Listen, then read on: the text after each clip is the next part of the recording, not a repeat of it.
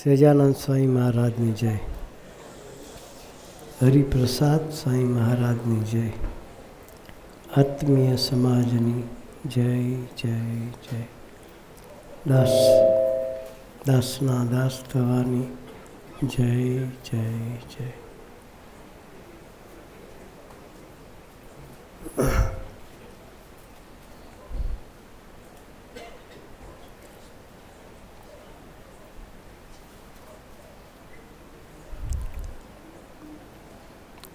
ભક્તિ સ્વામીએ નિષ્કામભાઈએ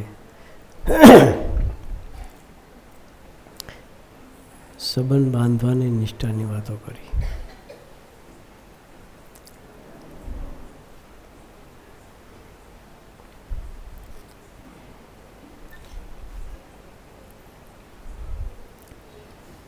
શાસ્ત્રી મહારાજ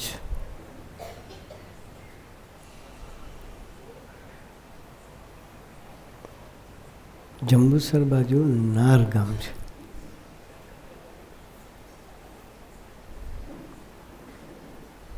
તેના હરિભગત શાસ્ત્રીમાં જ પોતાનું ઘર માને.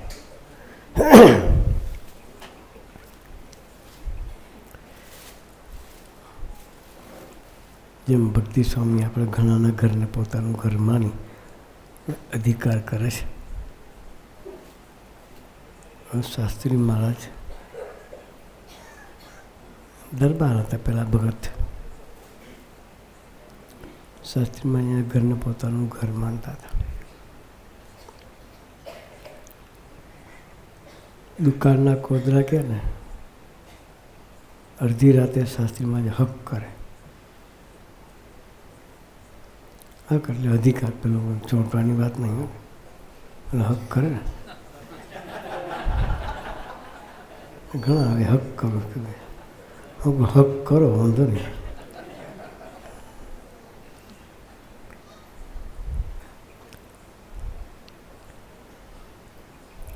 અધિકાર કરતા શાસ્ત્રી મહારાજ.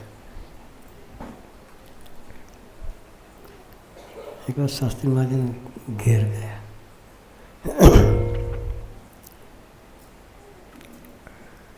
એ ગુજરાતમાં કેવો ખેતી પ્રધાન દેશ.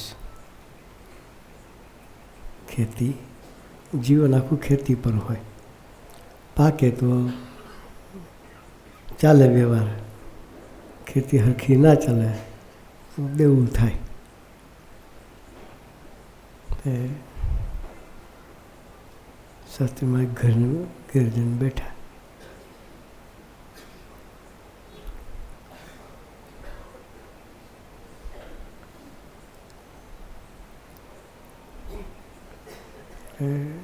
એની માએ કહ્યું,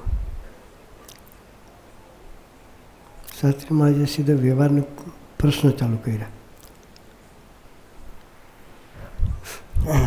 કે વ્યવહાર કેવો ચાલે છે. એટલે ડોશીમાં અંદર રૂમમાં બેઠા હતા.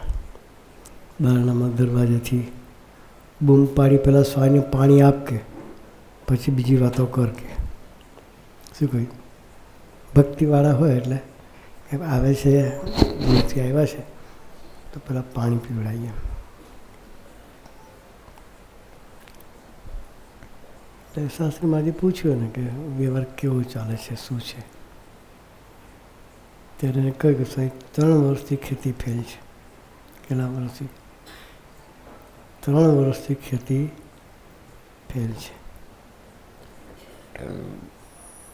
આ વર્ષે ખેતી કરવા માટે બહારથી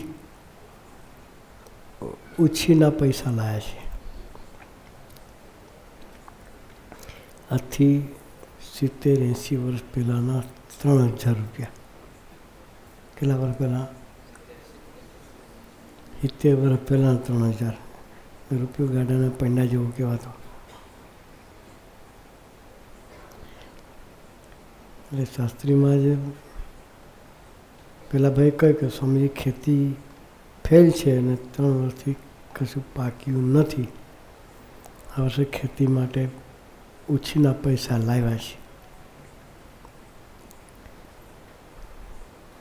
શાસ્ત્રી કે કેટલા લાવ્યા છે?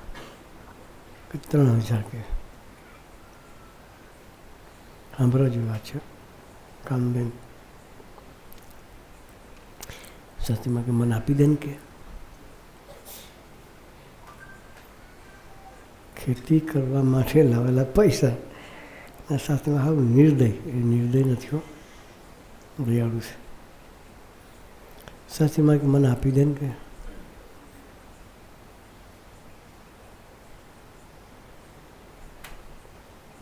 પણ એ ડોશી થોડીક આમ સ્ટ્રોંગ હતી.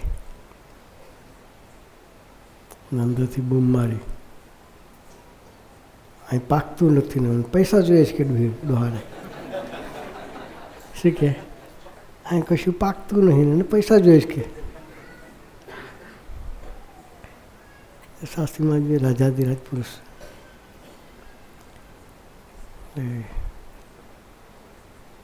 પછી કે તારી માં શું કહેશ કે પેલા કે છોકરાને તારી માં શું કહેશ કે સાંભળતા હતા એ બેરાનો હતા શાસ્ત્રીમાં.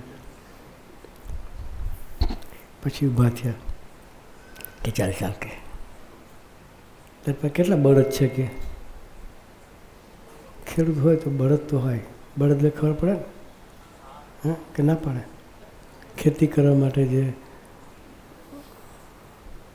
બળદ કહેવાય એટલે બળદ કેટલા બળદ છે કે 3 જોડ બળદ છે. ગૌશાળામાં જે બળદ જ્યાં બાંધ્યા હોય ત્યાં ગયા. બધા બળદ જોયા, સરસ બળદના હતા. પછી એક બળદ ઉપર એક માખી જેવું જીવાત, એને બગાઈ કહે. શું કહે? બગાઈ. તો એના શરીર પર બેઠેલી હતી. સાસુમાં કે એટલે છોકરાને પૂછ્યું આ શું છે કે ખેડૂતના છોકરાને ખબર ના આવે શું છે. એ શાસ્ત્રી મને નહોતી ખબર, એ તો ખેડૂત હતા, ઓરિજિનલ ખેડૂતો.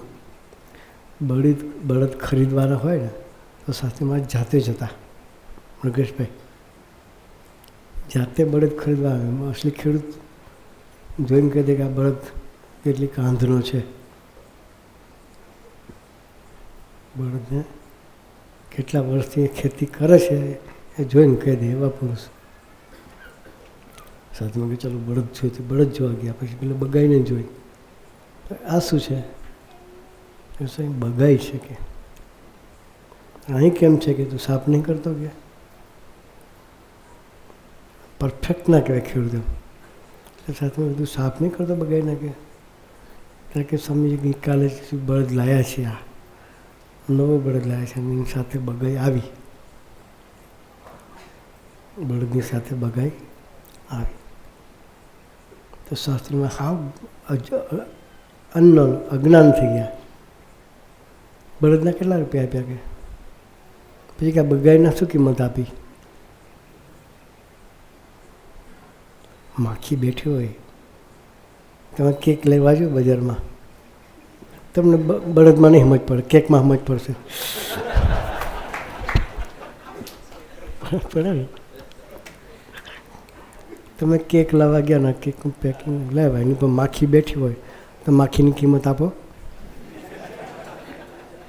પેલા કે ઉડાડ નાખીએ ને, શું છે આપણે ઉડાડ નાખીએ, એની કિંમત આપીએ નહીં. શાસ્ત્રીમાંને પેલાને પૂછ્યું કે આ બગાઈની કિંમત કેટલી આપી હતી?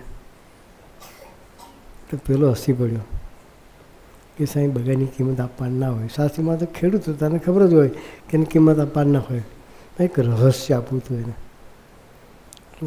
પેલા એ કહે કે સ્વામી બગાઈની કિંમત આપવાની ના હોય.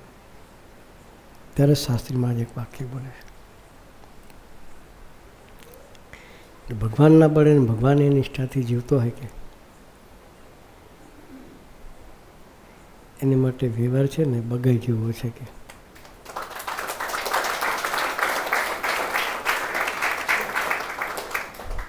કેવું છે. ભગવાનના બળે ને ભગવાનની નિષ્ઠાથી જીવતો હોય એનો વ્યવહાર ચાલે ચાલે ને ચાલે છે. શાસ્ત્રીમાં કેવું નહીં હતું. એટલે જ્યારે શાસ્ત્રીમાં જ પેલા ભાઈ સાથે વાતો કરતા હતા અને ડોહી બી પાછળ જ્યાં બળદ બાંધ્યા હતા ને ત્યાં દૂર ઊભી બધું સાંભળે, પણ દૂર એટલે સંભળાય નહીં પૂરેપૂરું.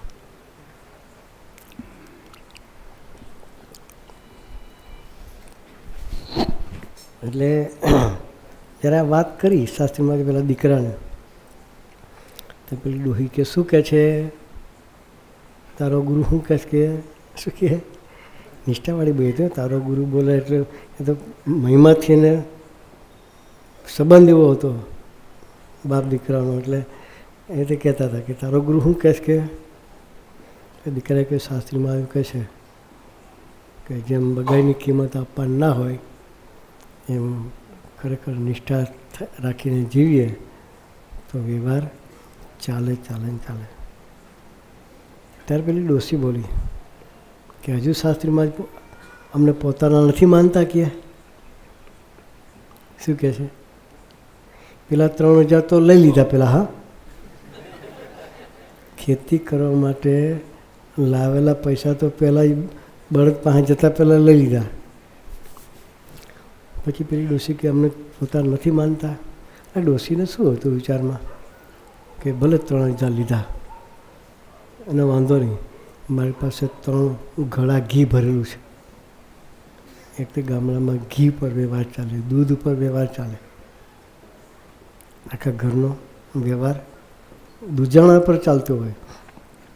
એટલે એને વિચાર્યો કે મારી પાસે 3 ઘડા ભરીને ઘી છે કે મારું વર્ષ નીકળી જશે કે.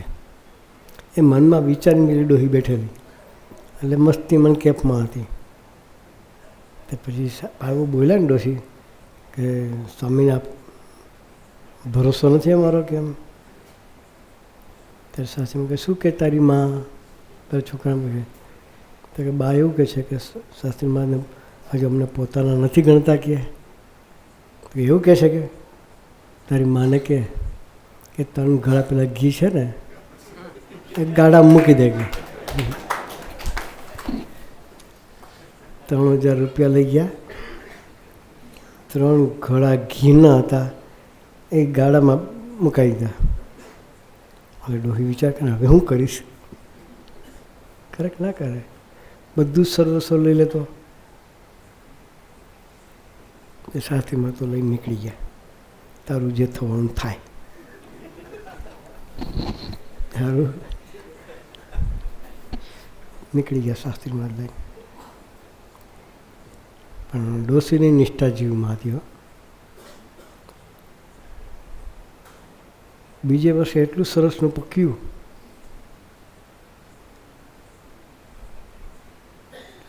દેવું બધું પૂરું થઈ ગયું. 3 વર્ષનું દેવું બધું પતી ગયું. શાસ્ત્રીમાં કહેવાય કે 10મો ભાગ મોકલી આ લાખીએ. શું કહે? એ તો કે અમારા હકનું છે કે 10મો ભાગ અમારા હકનો છે કે એ મોકલી આપે. 10મો ભાગ તો કાઢતા હતા, એ પ્રશ્ન હતો જ નહીં. પછી સાસરીમાને કંઈ બી જરૂરિયાત પડે તો ઘી મેસેજ કરી દે કે તારી માને કહે છે ઘી લઈને આવી જાય. તે એક દિવસ મેસેજ કર્યો શાસ્ત્રીમાને કે આટલા દરામાં ઘી ખૂટી ગયું છે, તારી માં ઘી લઈને મંદિર માટે આવી જાય કે માથે લઈને જવાનું, ચાલતા જવાનું. બસો ટ્રેન ગાડીઓ નહોતી, માથે લઈને જાય. ડોશીને તાવ, બધું તોડાવે. ભગવાનના આશ્રયને ભગવાનને બળે જીવડાવવા માટે અને શાસ્ત્રીમાં જેનો દેહભાવ કાઢવાનો છે. શાસ્ત્રી માને કેવડાવ્યું કે તારી માને કે ઘી લઈને આવી જાય. પેલો સંદેશો ગયો એટલે એની માને 200, 102, 103 ડિગ્રી તાવ, એટલે શરીર ફફડે. દીકરાએ મેસેજ આપ્યો, ખબર નહીં તારા બાપાને કે હું તાવમાં પડી છું કે એને ઘી ખાવું છે કે અહીં તાવમાં પથારી વસ્તુ ને એને ઘી ખાવું છે કે. એ પ્રેમનો ઝઘડો હતો. કેવો નિર્દોષ બુદ્ધિનો ઝઘડો હતો. કેવો હતો? સંબંધ કરવો તો નિર્દોષ બુદ્ધિનો કરવાનો. એટલે પણ પાછી તાવ હતો, 102-103 તાવ હતો, છતાં માથે ઘીનો ઘડવો લઈને અટલાદરા ગઈ. કેવો પ્રેમ હશે! બોલવાની છૂટ છે, પણ આવો પ્રેમ કર્યા પછી ભગવાન સાથેનો સંબંધ કર્યા પછી એને ગાળો દેવાની છૂટ. એ ગાળો દેતી હતી જ કે તારો સામકો નવરો પડ્યો છે, હેરાન કરે છે. કે એ આવી પરિસ્થિતિમાં પણ માથે ઘીનો ઘડવો લઈને અટલાદરા ગઈ. મંદિરના દરવાજામાં પ્રવેશે છે અને શાસ્ત્રીમાની દૃષ્ટિ પડી ગઈ. મૂર્તિ બક્ષિસ આપી દીધી.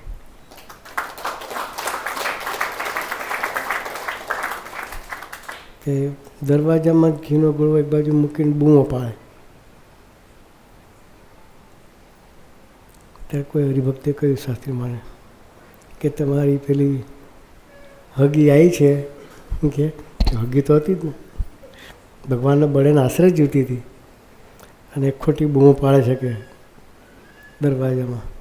શાસ્ત્રીમાં કે એને શું થાય છે તો એને ખબર છે ને મને ખબર છે. કે એને શું થાય છે તો એને ખબર છે. એનાથી ભગવાનને આપેલું સુખ જીરવાતું નહોતું એટલે બૂમ પાડતી હતી.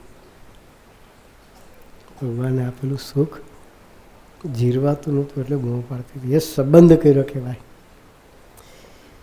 આપણને એવી સરસની ગોદ આપી છે ભક્તિ સ્વામીને, હરિપ્રિય સ્વામીને,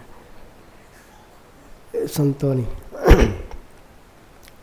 એના સહારે એની હૂંફમાં રહી અને આવી નિષ્ઠાથી, આવી નિર્દોષ બુદ્ધિથી આપણે સંબંધ બાંધવો છે.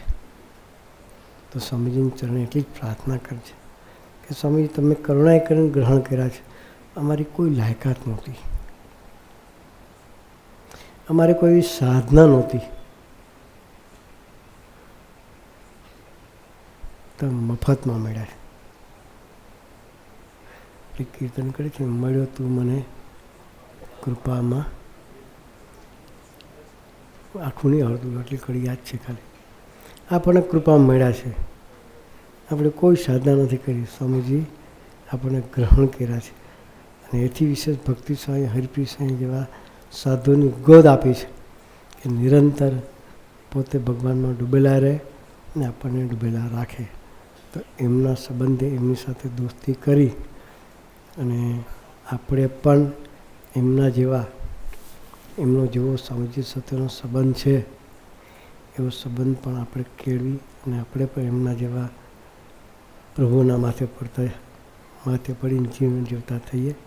એ માટે ગુરુહરિ ખૂબ ખૂબ ખૂબ બળ બુદ્ધિને શક્તિ આપે. એ જ પ્રાર્થના સહજાનંદ સ્વામી મહારાજ.